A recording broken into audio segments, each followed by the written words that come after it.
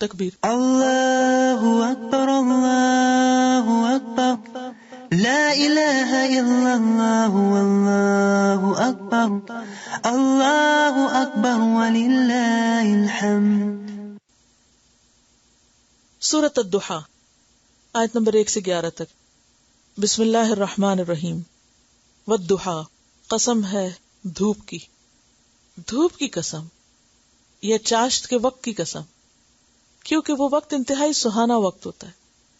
جب دھوپ چمکتی ہے سویرے سویرے تو اس وقت طبیعت کے اندر ایک نشاط پیدا ہوتی ہے، ایک خوبصورت منظر نظر آتا ہے، کائنات حسین نظر آتی، دل کھل اٹھتا ہے. واللیل اذا سجا، اور رات کی جب وہ ٹک جائے، پرسکون ہو جائے. چھا جائے نہیں ہے اس کا ترجمہ، کیونکہ یغشا چھانا ہے. تو یہاں اصل میں رات جب سنسان اور بالکل خاموش ہو جاتی ہے نا، ڈاک ہو جاتی ہے، یہ اس وقت کا ذکر ہے. وہ بھی انسان کے لیے بہت ایک سکون اور ایک آرام اور خوشی کا، اطمینان کا وقت ہوتا ہے. اصل میں عربی میں کہتے ہیں سجل میت، میت پر چادر ڈال کے اس کو چھپا دینا، ڈھانپ دینا، اس کے لیے لفظ آتا ہے. تو رات کا اتنا حصہ گزرنا کہ سب سو چکے اور تاریکی کی چادر چھائی ہوئی ہو، بالکل خاموشی ہو، جسے موت کی خاموشی جسے کہا جاتا ہے.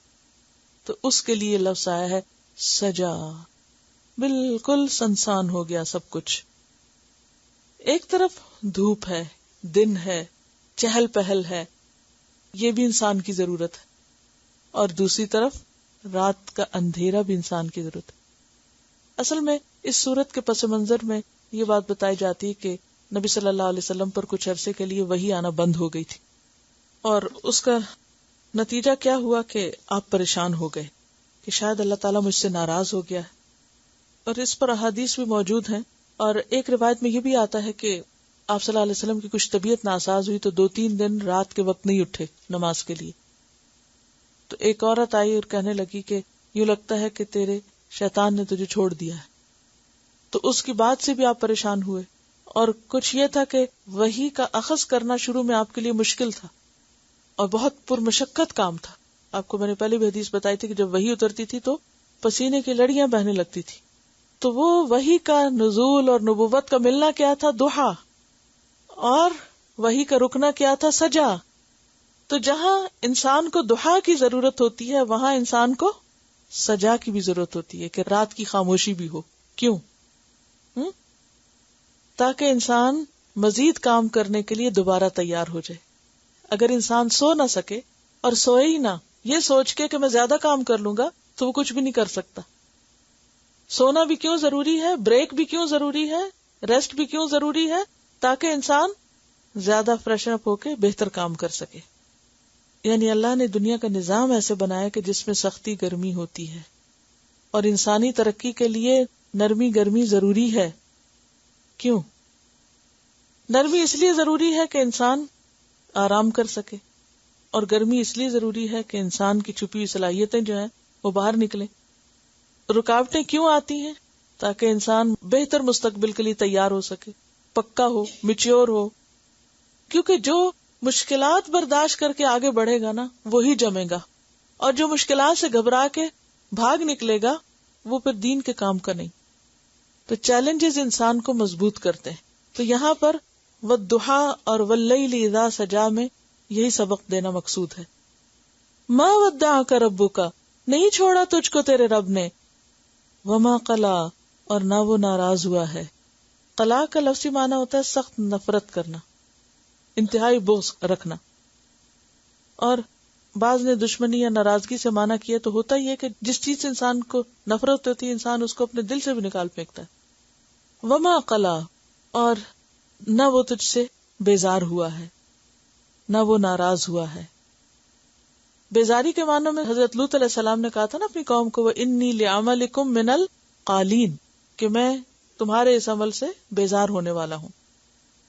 وَلَلْآخِرَةُ خَيْرٌ لَكَ مِنَ الْأُولَىٰ، اور البتہ آخرت بہتر ہے تمہارے لیے اولا سے. آخری دور پہلے دور سے زیادہ اچھا ہے. یعنی آج اگر آپ کو مشکلات پیش آ رہی ہیں، کیونکہ مکی صورت ہے نا، اور مکہ میں آپ کو نبوت کے دعوے کے ساتھ ہی مشکلات پیش آنا شروع ہو گئی تھی، تو تسلی دی جا رہی ہے کہ اگر آج مشکل وقت آ گیا ہے تو کل آسانی بھی ہوگی اور کل زیادہ بہتر وقت آئے گا. عسیٰ ان یبعثک ربک مقاما محمودا بھی ہوگا, اور وما عند اللہ خیر للابرار والآخرۃ خیر وابقی, اور دنیا میں بھی بعد کا دور پہلے دور سے زیادہ بہتر. وَلَسَوْفَ يُعْطِيكَ رَبُّكَ فَتَرْضَىٰ, اور البتہ ضرور دے گا تیرا رب تجھے, پھر تو راضی ہو جائے گا. تو اللہ سبحانہ وتعالیٰ نے نبی صلی اللہ علیہ وسلم کو کیا کیا دیا؟ دنیا میں بھی بہت سے اعزازات عطا کیے.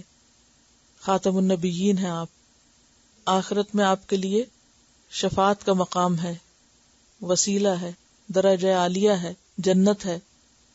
وَلَسَوْفَ يُعْطِيكَ رَبُّكَ فَتَرْضَىٰ, اور دنیا میں دین مکمل ہوا آپ کے ہاتھوں, آپ کو ایسے ساتھی ملے, یعنی صحابہ کرام جیسے ساتھی آپ کو ملے جو اپنے وقت کے ہیرے تھے, اور انہوں نے آپ کے لائے ہوئے مشن کی مزید آگے ترویج کی اور آگے بڑھایا اس کو. وَلَسَوْفَ يُعْطِيكَ رَبُّكَ فَتَرْضَىٰ, اور پھر اللہ تعالیٰ مزید تسلی دیتے ہیں ماضی کے حالات کو سامنے دکھا کر. أَلَمْ يَجِدْكَ يَتِيمًا فَآوَىٰ, دیکھو تو صحیح کہ ایسا نہیں ہو چکا کہ اس نے تجھے یتیم پایا پھر اس نے پناہ دی تجھ کو. یجد کا وجد یجد, وجود بھی اسی سے ہے, پانا. یتیمن, یتیم یعنی آپ یتیم پیدا ہوئے تھے. فآوا, تو اس نے پناہ دی, اس نے ایسا انتظام کیا کہ آپ ایک بہترین انسان کی شکل میں پل سکیں. ورنہ عام طور پہ کیا ہوتا ہے, جو بچے یتیم رہ جاتے ہیں اور ان کی کوئی صحیح تربیت کرنے والا نہیں ہوتا تو بعض اوقات بہت بگڑ بھی جاتے ہیں. لیکن نبی صلی اللہ علیہ وسلم یتیم ہونے کے باوجود اور پھر کچھ عرصے کے بعد والدہ بھی فوت ہو گئی, اس کے باوجود آپ کی تربیت اتنے اچھے انداز میں ہوئی, اتنا بہترین مقام آپ کو ملا کہ آپ ایک بہت ہی عظیم انسان کے طور پر پرورش پائے. اور یہ اللہ کا خاص احسان تھا آپ پر. وَوَجَدَكَ ضَالًّا فَهَدَىٰ, اور اس نے پایا آپ کو راہ بھولا پھر ہدایت دی. دیکھیے کہ بعض لوگ اس کو گمراہ کہتے, تو جو ہمارے یہاں اردو میں گمراہ کی سینس ہے نا وہ ذرا نیگیٹو ہے. تو مطلب راہ بھولا کا بھی یہی ہے, راہ بھول گیا, لیکن انداز ہے کہنے کا. تو اس نے آپ کو ناواقف راہ پایا پھر ہدایت دی. یعنی نبوت سے پہلے آپ تلاش حق کے لیے کہاں جاتے تھے؟ غار ہرا. اپنے بیوی بچوں سے دور جا کے غور و فکر کرتے, معاشرے کی حالت پہ کڑتے, اور آپ کے اوپر وہ جو ایک کیفیت تھی اس کو دور نہیں کیا اللہ نے, آپ کو راستہ نہیں دکھایا. جیسے آتا نا, ما کنت تدری مل کتاب ولا الایمان ولکن جعلناہ نورا نہدی بہ من نشاء من عبادنا, اور وَلَقَدْ آتَيْنَاكَ سَبْعًا مِّنَ الْمَثَانِي وَالْقُرْآنِ الْعَظِيمِ, اور الْيَوْمَ أَكْمَلْتُ لَكُمْ دِينَكُمْ وَأَتْمَمْتُ عَلَيْكُمْ نِعْمَتِي, بہت نعمتیں آپ کو ملی تھی. وَوَجَدَكَ ضَالًّا فَهَدَىٰ, اور دال جو ہوتا ہے نا یہ ذہنی طور پر بھی راہ بھولنے کے لیے ہوتا ہے اور حصی طور پر بھی, اور محبت میں کسی پر فریفتہ ہونے کے لیے بھی آتا ہے. جیسے یعقوب علیہ السلام کے بچوں نے اپنے والد کو کیا کہا تھا, ان ابانا لفی ضلال مبین, کہ ہمارے والد تو کلی گمراہی میں. اب وہ گمراہی دین سے ہٹنا نہیں تھا, اس سے مراد کیا تھی کہ یوسف علیہ السلام کی محبت کی وجہ سے آپ ان کی طرف زیادہ مائل ہیں, یعنی آپ ادھر زیادہ جھکے ہوئے ہیں. تو سیدھے راستے سے دائیں یا بائیں ہونا کیا ہے, راہ گم کرنا. تو یہاں دلال کا مطلب نعوذ باللہ کوئی دین میں گمراہی نہیں ہے. تو دلال میں مانا پایا جاتا ہے صحیح رستے سے تھوڑا ہو یا زیادہ ہٹ جانا, یعنی تھوڑا سا ہٹنا یا زیادہ ہٹنا. یعنی اس بات کو کہ تھوڑا سا ہٹنا یا زیادہ ہٹنا کو آپ یوں سمجھے کہ جیسے آپ ابھی پریکٹس کریں, ایک نقطہ لگائیں ڈاٹ, اچھا اس کے ارد گرد چاروں طرف نقطے لگا دیں, جتنے لگتے ہیں لگا دیں. 4 لگائیں اور پھر 4 کے بیچ میں ایک ایک اور لگائیں, 8 نقطے لگ جائیں گے. اب آپ اس نقطے سے شروع کر کے ایک ایک لکیر کھینچیں, کہاں جاتا ہے؟ پھر وہ جو اینڈ ہے, نہیں سمجھ آیا؟ یعنی آپ دیکھیں نا کہ ایک نقطہ لگایا, پھر آپ نے 4 لگائے اس کے ارد گرد, پھر ان 4 کے بیچ میں ایک ایک لگا دیا, وہ کیا ہو گئے, 8 نقطے ہو گئے. اب آپ دیکھیں اس سے زیادہ لگیں گے بھی نہیں. اچھا اب آپ دیکھیں کہ ایک نقطہ جو کہ ساتھ ساتھ ہے, سارے بالکل ساتھ ساتھ ہے, اگر اس کو آپ لکیر کھینچے تو اب آپ دیکھیں کہ کیا ہوگا. سینٹر والے سے اگر ایک کو کراس کر کے جائیں, دوسرے کو جائیں, تیسرے کو, تو وہ کوئی ادھر جا رہا ہے, کوئی ادھر جا رہا ہے, کہ قریب ترین تھے. تو چھوٹا سا بھی رستے سے ہٹنا بعض اوقات وہ انسان کو دور پہنچا دیتے. جسے جہاز اڑتے ہیں نا، تو اگر ان کی ڈائریکشن میں ذرا سا بھی فرق ہو نا، چند انچز کا بھی، تو اینڈ میں کہیں سے کہیں پہنچ جائیں. ہاں نہیں، نقطے کے معاملے نہیں، جہاز کی بات کر رہی ہوں کہ وہاں اڑتے ہوئے اگر ذرا سا بھی ڈائریکشن میں فرق ہو تو جو ڈیسٹینیشن ہے وہ بدل جائے گا. وَوَجَدَكَ ضَالًّا فَهَدَىٰ، تو اس کا یہ مطلب نہیں کہ نعوذ باللہ نبی صلی اللہ علیہ وسلم اس سوسائٹی کی کسی غلط چیز میں پائے گئے تھے تو اللہ تعالیٰ نے آپ کو سیدھا راستہ دکھایا. اس کا مطلب یہ ہے کہ جو صحیح چیز نبوت اور وحی کے ذریعے آپ کو ملی وہ پہلے نہیں تھی آپ کے پاس. حالانکہ آپ ان لوگوں میں سے تھے جو شرک نہیں کرتے تھے، کبھی آپ نے شراب نہیں پی تھی، کبھی آپ نے کوئی اور برا کام نہیں کیا تھا، لیکن اصل دین تو وہی تھا جو پھر جبریل کے ذریعے آپ کے پاس بھیجا گیا. جس رب نے آپ کو یہ راستہ دکھایا وہ کیا آئندہ خیال نہیں کرے گا؟ کتنی خوبصورت آیت ہے. ہم سب کو بھی فکر ہوتی ہے نا، پتہ نہیں اس کے بعد کیا بنے گا. تو میں ہمیشہ تسلی دیتی ہوں اس سٹیج پر اپنے اسٹوڈنٹس کو کہ جو رب یہاں تک لائے نا وہ آگے بھی راستہ دکھائے گا. بات یہ ہے کہ ہماری تڑپ اور ہماری طلب جو ہے وہ زندہ رہے، سچی رہے. وَوَجَدَكَ عَائِلًا، اور پایا تجھ کو مفلس. عَالَ یعیلُ عَیلَتًا سے، عیلتن مفلسی تھی کو کہتے ہیں. یہ جو کہ آپ یتیم تھے اور پھر اس کے بعد آپ کے چچا ابو طالب جو تھے جن کی سرپرستی میں آپ تھے وہ خود بھی عیالدار تھے اور مالی طور پہ بہت مضبوط نہیں تھے، لیکن جب حضرت خدیجہ رضی اللہ تعالیٰ عنہا سے آپ کی شادی ہوئی تو دنیاوی دولت بھی آپ کے پاس بہت آئی. وَوَجَدَكَ عَائِلًا فَأَغْنَىٰ، اور پایا تجھ کو عیالدار یا مفلس، فَأَغْنَىٰ، پھر اس نے غنی کر دیا، یعنی بے نیاز کر دیا، مالدار کر دیا. اب کرنا کیا ہے؟ فَأَمَّا الْيَتِيمَ فَلَا تَقْهَرْ، پھر یتیم، دیکھیں مسلسل یتیم کی بات آ رہی ہے، اور یتیم کے معنوں میں بھی اور سمبولیکلی بے سہارا لوگ، معاشرے کے بے سہارا. فَأَمَّا الْيَتِيمَ، تو جہاں تک یتیم کا تعلق ہے، فَلَا تَقْهَرْ، تو اس پہ قہر نہ کرنا، سختی نہ کرنا یا دباؤ نہ ڈالنا. قہر جو ہوتا ہے کسی زیر دست کو کمزور پا کے دبانے کے لیے آتا ہے کہ کوئی بول نہ سکے، ہل نہ سکے. یعنی بعض اوقات لوگ اگر کسی کی مدد کرتے ہیں یا کسی کے کام آتے ہیں تو پھر کیا کرتے ہیں، اس کو پورے کا پورا اپنے کنٹرول میں لینا چاہتے ہیں کہ وہ اپنی مرضی سے سانس بھی نہ لے سکے، کوئی ڈیسیژن نہ کر سکے، کچھ نہ کر سکے اپنے ارادے اور اپنی خواہش سے. وہ پھر اپنی ہر بات میں پابند ہو کس کا؟ اس کا جو اس کی مدد کر رہا ہے.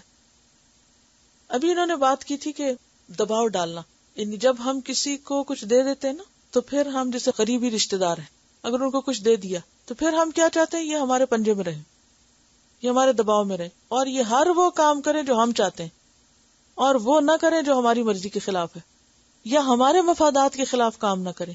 تو ایسا کرنا جو ہے یہ درست نہیں. ہمارا فرض کیا ہے؟ ضرورت مند کو دے کے فارغ، اس کے بعد اسے غلام بنا لینا یا اس پہ اپنی مرضی جتانا یا اس کو اپنی مرضی سے اپنے مرضی کے مطابق موڑنے کی کوشش کرنا، یہ درست نہیں.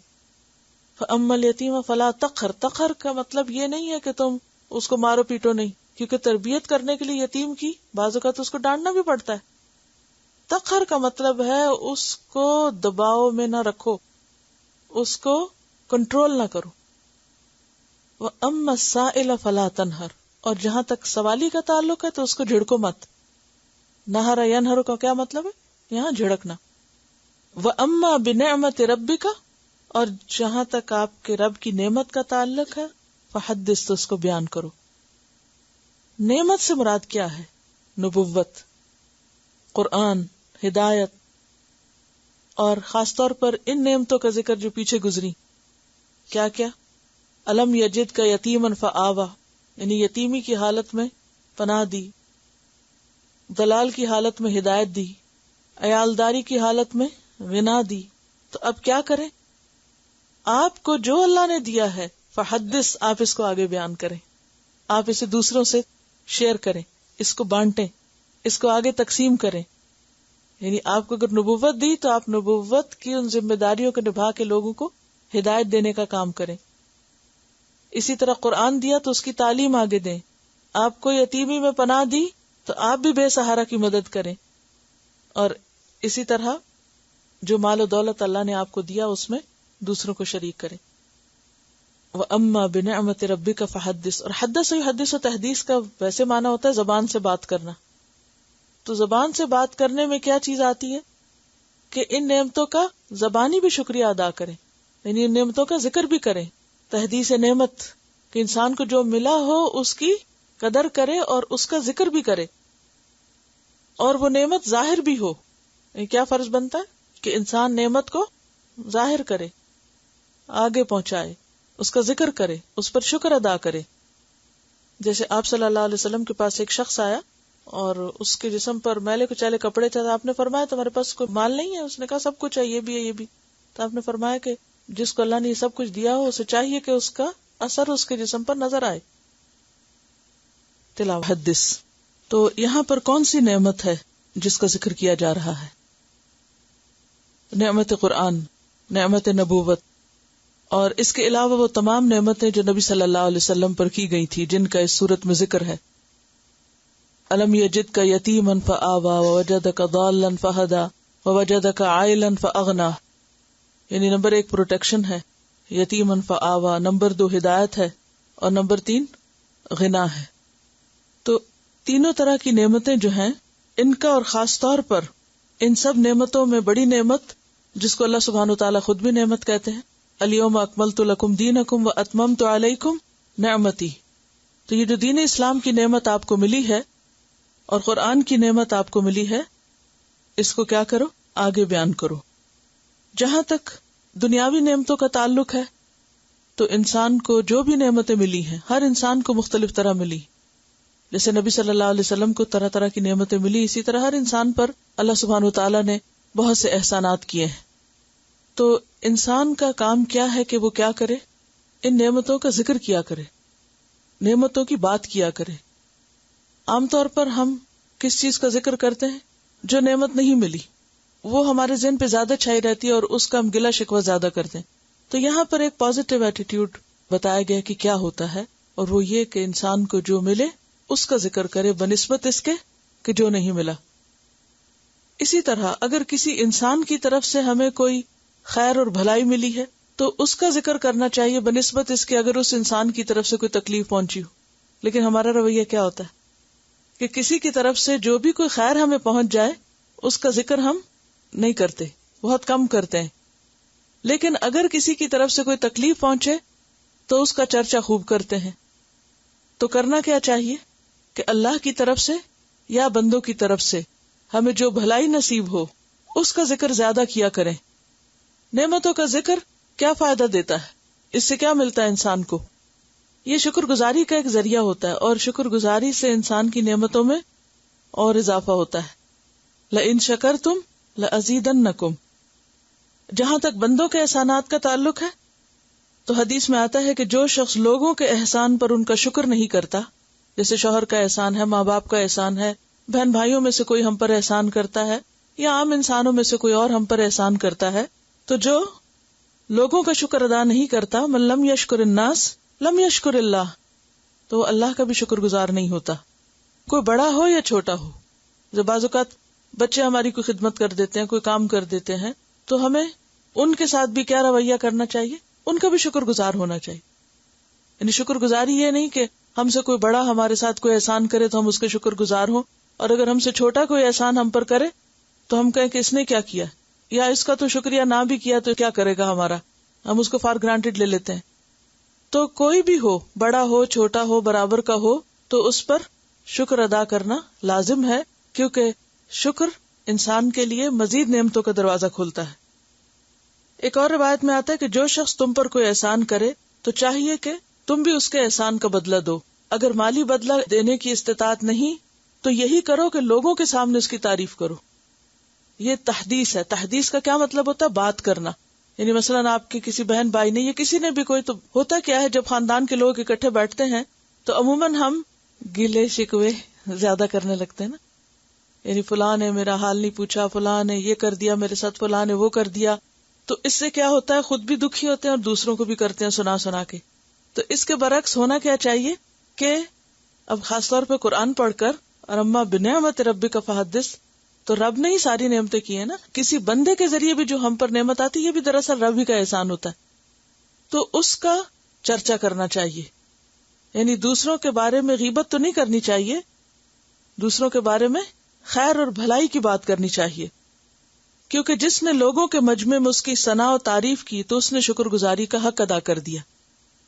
یعنی اگر آپ کے ساتھ کسی نے بھلائی کی ہے اور آپ اس بھلائی کا ذکر دوسرے کے ساتھ کرتے ہیں کہ فلاں شخص نے میرے ساتھ احسان کیا ہے, تو یہ بھی دراصل ایک کیا ہے, شکر گزاری کا ایک طریقہ ہے. تو ہر نعمت کے شکریہ کے مختلف طریقے ہوتے ہیں. مالی نعمت کا شکر کیسے ادا ہوتا ہے؟ زکوٰۃ دے کر اور خود اپنے اوپر بھی خرچ کر کے. یعنی اما بنعمت ربک فحدث میں یہ بھی آتا ہے کہ حدیث میں نے آپ کو سنائی تھی, نبی صلی اللہ علیہ وسلم کے پاس ایک شخص آیا کہ جس کا حال بہت خراب تھا, تو آپ نے پوچھا کیا تمہارے پاس کچھ مال ہے؟ اس نے قسمیں گنوائی, یہ بھی ہے, یہ بھی, یہ بھی. تو آپ نے فرمایا کہ اگر اتنا کچھ ہے تو تمہارے جسم پر اس کے آثار نظر آنے چاہیے.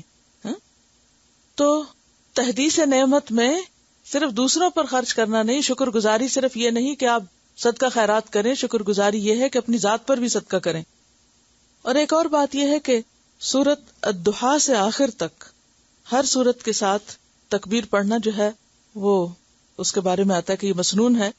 ابن کثیر نے ہر سورت کے اختتام پر ایک مرتبہ تکبیر کہنے کو سنت کہا ہے. فَأَمَّا بِنِعْمَةِ رَبِّكَ فَحَدِّثْ.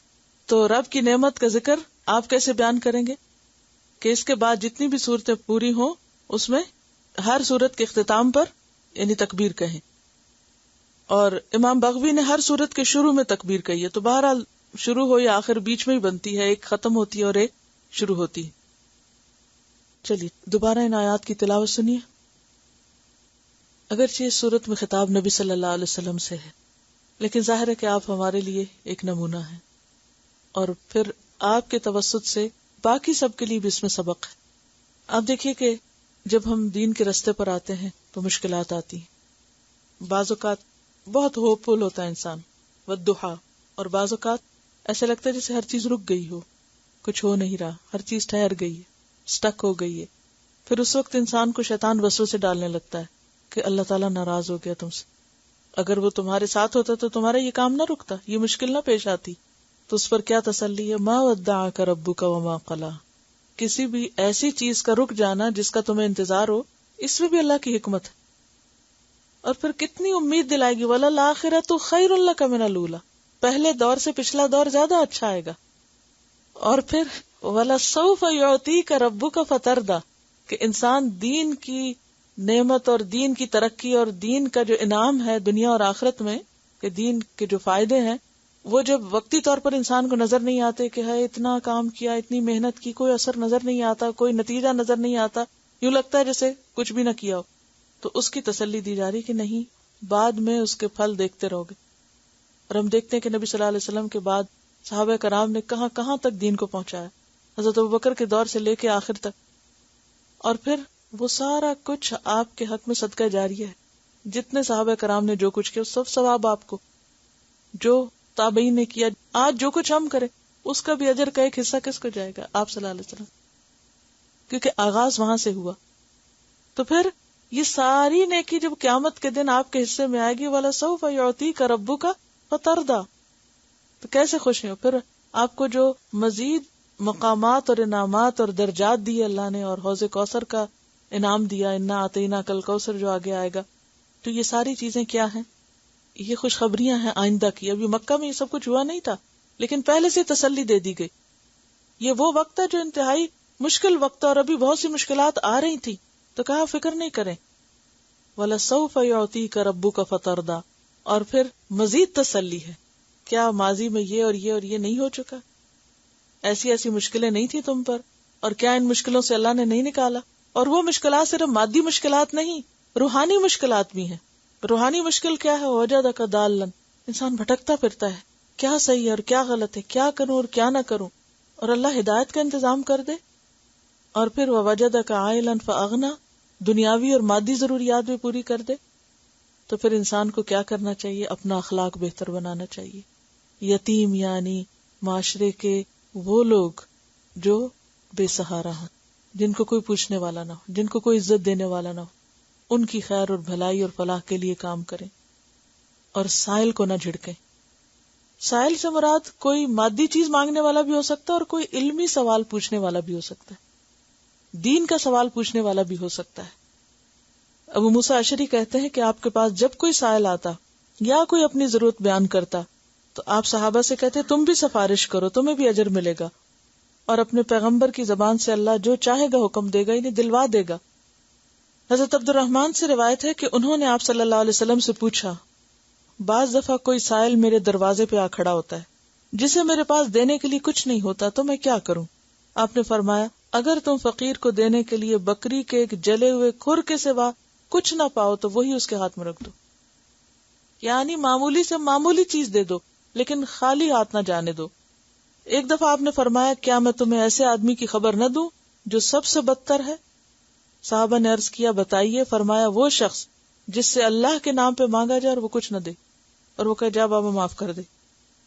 میں ہمیشہ کچھ نہ کچھ کھانے کی چیز پاس رکھتی تھی، کچھ نہ کچھ، اور جب وہ آ کے گاڑی کی ونڈو کھٹکھٹاتے یا کچھ بھی تو پیسے نہیں دیتی تھی، مجھے پتا ہوتا تھی پیشہ ور ہیں، لیکن کوئی سویٹ دے دی، کوئی بسکٹ دے دیے، اور الحمدللہ اس کے بعد جس اسٹوڈنٹ کی گاڑی پہ مجھے کبھی بیٹھنے کا اتفاق ہوتا، بسکٹوں کے پیکٹ ان کی گاڑی میں ساتھ رکھے ہوئے ہوتے تھے، اور سب نے یہ طریقہ اختیار کر لیا تھا کہ کسی کو نہ نہیں کرنی، ہمیں کھانے کی چیز دے دینی، یا گھر میں جیسے بچے ہوئے کھانا تو ہم اکثر ایسے کرتے، چھوٹے چھوٹے پیکٹوں میں ڈال کے ساتھ لے کے بیٹھتے تھے، اور میں پتا ہوتا تھا راستے میں آئیں گے، اور وہ بھی انتظار کر رہے ہوتے تھے کہ یہ سر کور کیے ہوئی خواتین گزریں گی تو ہمیں کچھ کھانے کو ملے گا، اور وہ لے کے کھا رہے ہوتے تھے۔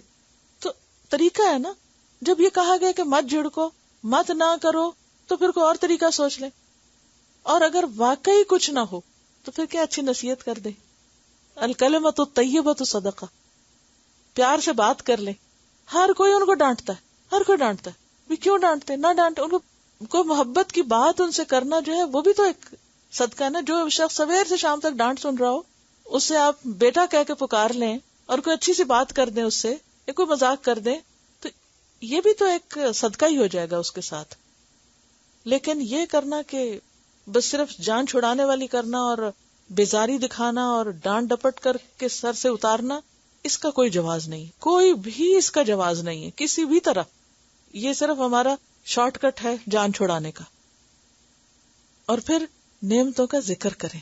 بہت سے لوگ نعمت کو ویلیو نہیں کرتے، وہ شکوے بہت کرتے ہیں، لیکن جو ملا ہے اس کی طرف توجہ نہیں ہوتی، خاص طور پر جو دین کی نعمت ہے، یعنی اس کے اوپر شکر گزاری بھی ہو، اور اس کے جو فائدے ہوئے ہیں وہ بیان کریں لوگوں سے۔ آپ کے اسائنمنٹ میں ہے نا ایک اس دفعہ سوال کہ قرآن پڑھ کے جو پایا ہے اس کو 10 لائنوں میں لکھیں، تو آپ ایک 10 صفحے بھر دیں، آپ 10 صفحے بھر دیں۔ وہ تو 10 اس لیے کہا کہ پھر زیادہ مشکل نہ پیش آیا، لیکن یہ اسی کی اصل میں پریکٹس ہے کہ اللہ نے جو نعمت دی اس کو اچھا ذکر کرنے سے کیا ہوتا ہے اس کا ریاکاری، اور ریاکاری میں کیا ہوتا ہے اپنی تعریف چاہنا، اور تحدیث نعمت میں کیا ہوتا ہے شکر گزاری سے اس کا ذکر کرنا تاکہ دوسروں کو بھی شوق آئے۔ ان دونوں میں فرق ہے۔ ایک کام آپ کرتے ہیں کہ اپنی تعریفیں بیان کرنے کے لیے مجھے یہ بھی آتا ہے اور میں یہ بھی سیکھ چکی ہوں اور میں فلاں بھی پالی، دس از رانگ۔ لیکن اگر آپ یہ کرتے ہیں نا کہ مجھے اس سے یہ اور یہ فائدہ پہنچا ہے، تو اس کا فائدہ کیا ہوگا کہ دوسرے وہ لوگ جو نہیں کر رہے ان کو بھی شوق آئے گا۔ فحدث کا مطلب ہی یہی ہے کہ آپ صلی اللہ علیہ وسلم سے جب خطاب ہے تو مراد یہ کہ جو آپ کو ہدایت دی گئی ہے، جو نبوت عطا کی گئی ہے، جو دین ملا ہے، جو قرآن ملا ہے، آپ اس کا چرچا کریں، آگے اس نعمت کو بانٹیں، اس کو دوسروں تک پھیلائیں، دوسروں تک پہنچائیں۔ یہ ہے اس کا شکر ادا کرنا، ٹھیک ہے۔